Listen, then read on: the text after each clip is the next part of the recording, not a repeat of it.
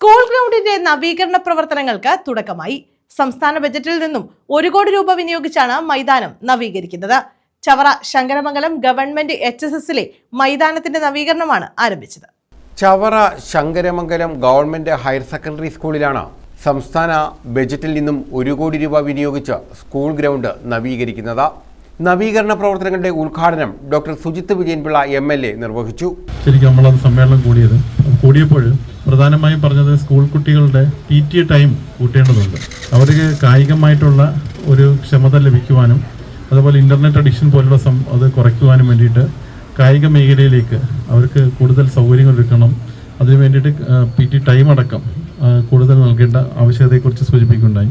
അപ്പോൾ ഇവിടെ നമ്മൾ അതിൻ്റെ എല്ലാം ഉൾക്കൊണ്ടുകൊണ്ട് തന്നെയാണ് ഇവിടെ ഈ സ്കൂൾ നവീകരണം ചെയ്യുന്നത്.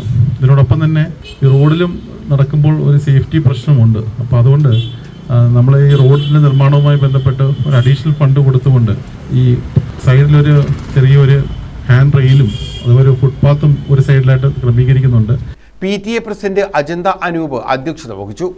ബ്ലോക്ക് പഞ്ചായത്ത് അംഗം ഐറിൻ, പന്മന ഗ്രാമപഞ്ചായത്ത് അംഗം James Joseph, SMC chairperson Shanavas Ibrahim, MPTA president Aswathi, Vinayakrishnan Nair, Akhil Ashoka, principal P Archana, പ്രഥമാധ്യാപിക എലിസബത്ത് ഉമ്മൻ തുടങ്ങിയവർ പങ്കെടുത്തു. സ്പോർട്സ് കേരള ഫൗണ്ടേഷനാണ് നിർമ്മാണ പ്രവർത്തനങ്ങൾക്ക് മേൽനോട്ടം വഹിക്കുന്നത്.